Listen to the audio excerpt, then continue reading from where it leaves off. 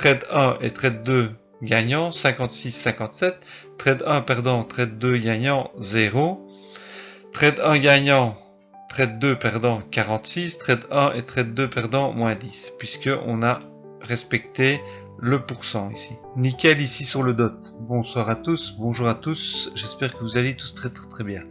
Ici, on peut voir en daily qu'il y a eu une overextension qui a été comblée ici par cette grande mèche là. Donc je vous ai caché les dessins. Voilà, il y a ici un bloc institutionnel vendeur dans lequel on est revenu par le biais de la mèche en question. Je vous ai mis le protected low. Donc actuellement, pour moi, c'est celui-là le bas protégé. Alors je vous ai dessiné ici une configuration possible de ce que le dot pourrait faire en H1. On va passer, voilà, on y est. On va faire comme ceci, ce sera beaucoup plus lisible. On voit ici le bloc institutionnel vendeur. Alors là, il y a une possible zone de liquidité. Là, il y en avait une, ils sont venus légèrement récupérer par le biais de l'accumulation ici qui sont terminés ici, mais c'est peut-être pas suffisant. Alors si on regarde ici l'impulsion qu'il y a eu, elle est corrigée à, regardez ici, entre 0,6118 et 786, donc la zone OTE. Donc maintenant on pourrait faire des plus hauts. Là on voit qu'il y a une zone de liquidité également et une trade line ici qui est comme ceci.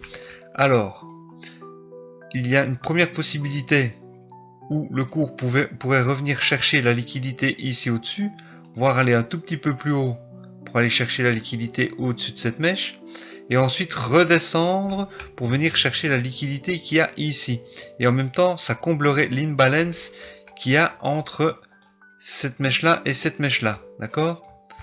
Ici, maintenant, la deuxième possibilité, c'est que on passe directement mitigater l'imbalance et qu'on fasse des plus hauts ensuite. Regardez, ici, on a un order block entre le dernier plus bas et le dernier plus haut ici, dans lequel on n'est pas revenu, à part ces micro-mèches là, mais bon, ça n'a pas d'influence, ceci. Là, il y avait évidemment un order block de là à là, dans lequel on est revenu par le biais de cette correction. Là, ici, il y a un order block encore en cours. Là, il y avait de l'imbalance, mais on est revenu dedans par le biais de la mèche. D'accord? Donc, je vais pas vous le dessiner, vous commencez à comprendre. Ici, il y a une création de liquidité entre ces deux points-là, qui sont des equal high. Donc, création de liquidité, equal high. Enfin, c'est vraiment, c'est pas pour une distribution ou que je vous dis ça. C'est vraiment parce qu'il y a deux points de contact identiques qui ont créé ici une résistance pour les traders qui travaillent avec les supports résistance. Et donc la smart money a créé donc cette zone de liquidité qu'elle va venir récupérer. Alors là, on a ici un bloc institutionnel acheteur. Donc du plus bas là au plus haut ici, il y a ce bloc dans lequel on n'est pas encore revenu. D'accord? Alors, qui dit bloc institutionnel acheteur, dit, quand on vient d'en bas, attention, risque de vente. D'accord? Puisque ils vont venir ici probablement mitigater l'imbalance qui restait entre cette mèche-là et cette mèche-là.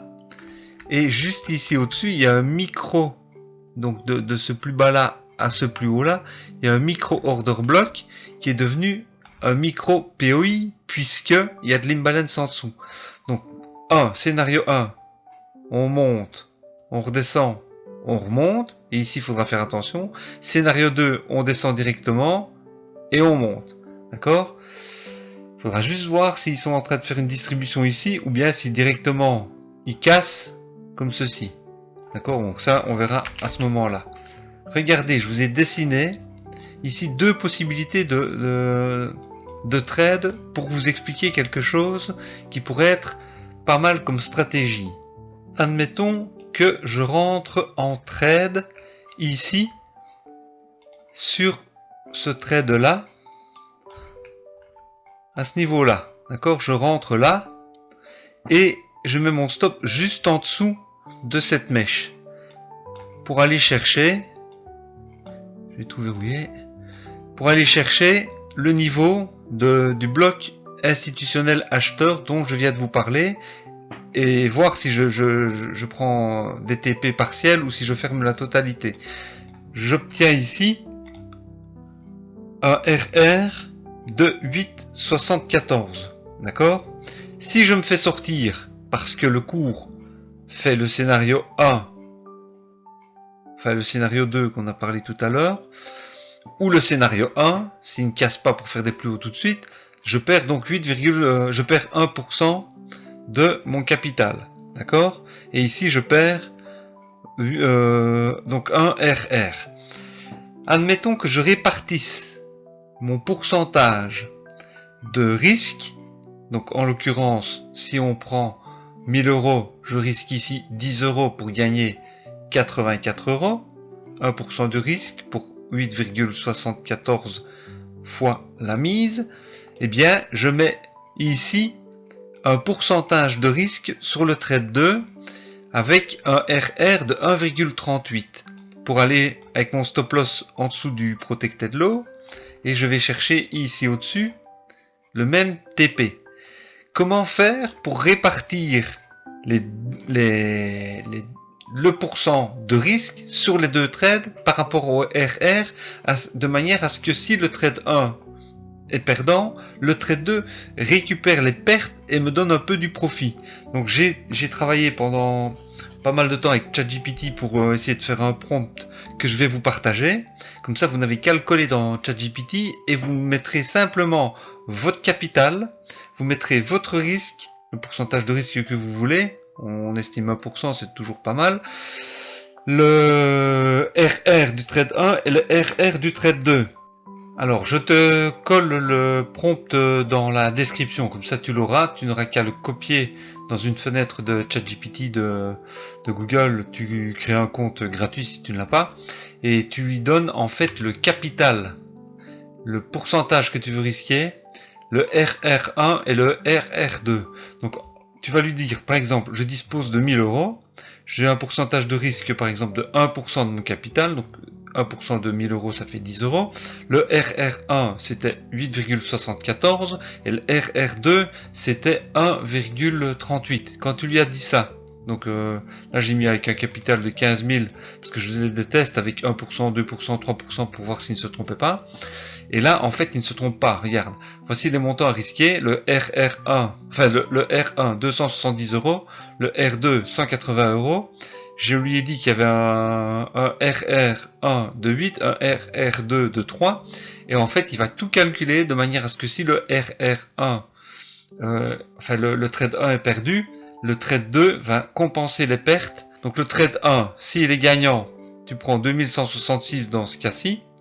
Si le trade 1 est perdant, tu perds 270. Par contre, si le trade 2 est gagnant, tu prends 540.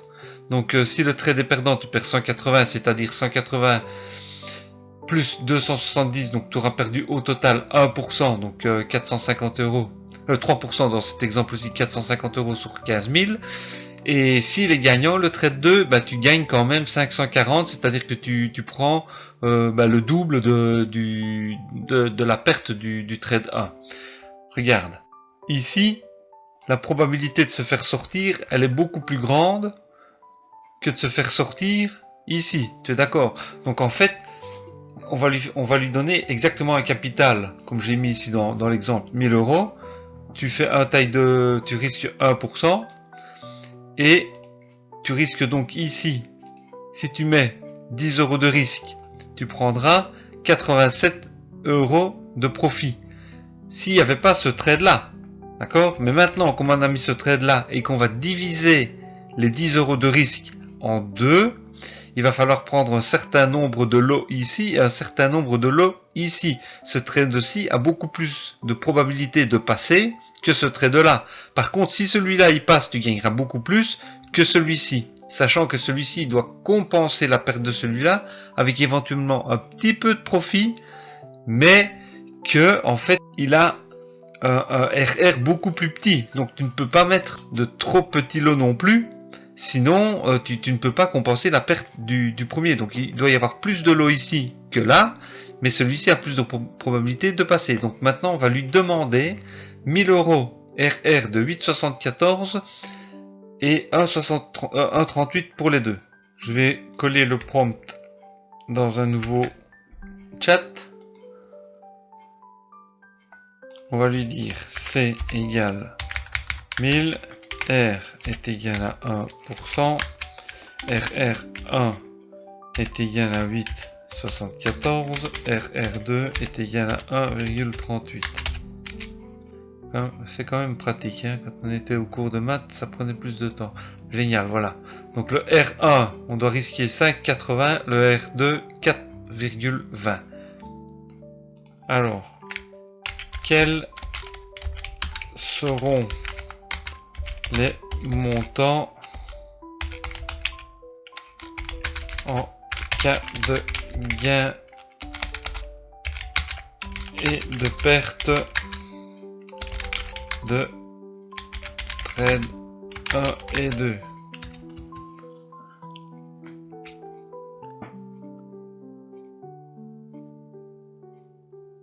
Alors voilà, donc c'est bien. Voilà. Trade 1 et 2 gagnants. On prend 50 et 5,80. Gain total 56,57.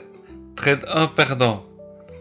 On perd 5,80 €.